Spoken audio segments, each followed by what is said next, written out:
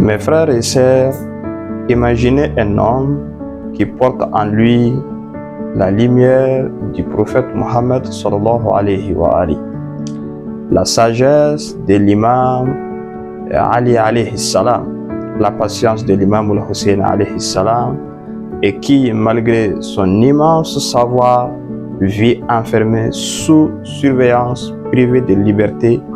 Cet homme est le 11e imam des Ahlul Bayt alayhi salam, imam al-Hassan al-Askari alayhi salam.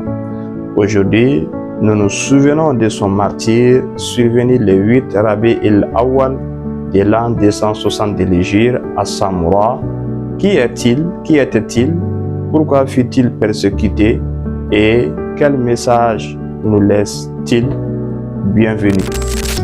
L'imam al-Hassan al-Askari alayhi salam est né en 232 de l'Hégire 846 après Jésus-Christ à Médine. Son père, c'est l'imam Ali al-Hadi, 10e imam. Sa mère est Sawsan, une femme pieuse et vertueuse. Le surnom qu'il a eu al-Askari car il a vécu à Samoura, ville militaire où les Abbasides imposaient résidence aux imams pour mieux les surveiller.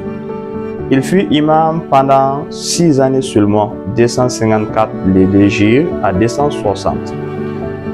Sa mission épreuve.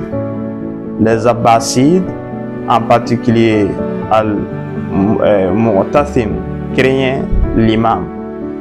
Alors pourquoi donc? Parce qu'il était connu pour sa science, son pouvoir spirituel et surtout il était le père de l'imam Al-Mahdi Ajjalallahu Ta'ala Farajahu Sharif, l'attendu promis. L'imam vécut la plupart de son imamat en résidence surveillée à Samoura, entouré de soldats empêchés de communiquer librement avec ses partisans.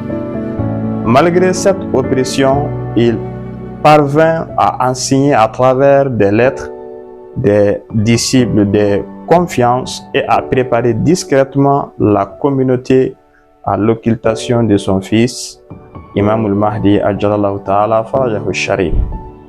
Connu pour sa piété, son intelligence et son humilité, de nombreux savants sunnites de son époque reconnaissaient sa supériorité.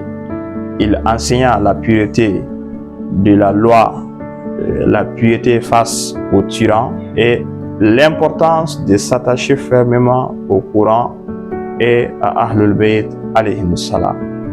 Parmi ses célèbres enseignements, on peut citer, je cite, la foi consiste à reconnaître par le cœur, à prononcer par la langue et à agir par les membres.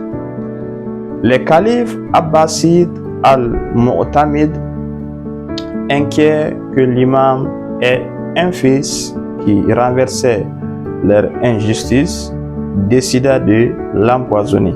L'imam fut empoisonné à Samoura et mourut jeune à 28 ans seulement. Le 8 Rabi al-Awwal 260 de l'Hégire, son corps fut porté et enterré dans sa maison à Samoura, aux côtés de son père, l'imam Ali al-Hadi alayhi salam. Ce mausolée est aujourd'hui la grande mosquée dorée de Samoura, malheureusement plusieurs fois attaquée dans l'histoire par les Takfirites. L'imam al-Hassan al-Askari alayhi salam a laissé un héritage immense. Il a consolidé la foi des chiites dans une période d'oppression d'extrême. Il a préparé le terrain pour la naissance et l'occultation de l'imam al-Mahdi Ajjalallahu Ta'ala Farajahu Sharif. Il a montré par sa patience et sa fermeté que la vérité ne peut jamais être étouffée par la tyrannie. En conclusion, nous pouvons dire que, chers frères et sœurs en islam, l'imam al-Hassan al-Askari alayhi salam nous enseigne que même dans les moments les plus difficiles, la foi, la patience sont les armes plus puissantes que toutes les armées, et son martyre n'est pas une fin mais une continuité, car après lui son fils, l'imam al-Mahdi Ajalallahu ta'ala farajahu sharif, demeure la preuve vivante de Dieu sur terre. En ce jour de souvenir, demandons à Allah subhanahu wa ta'ala de nous donner la patience de l'imam al-Hassan al-Askari alayhi salam, la fermeté face à l'injustice et l'attachement aux Ahlul Bayt alayhim salam.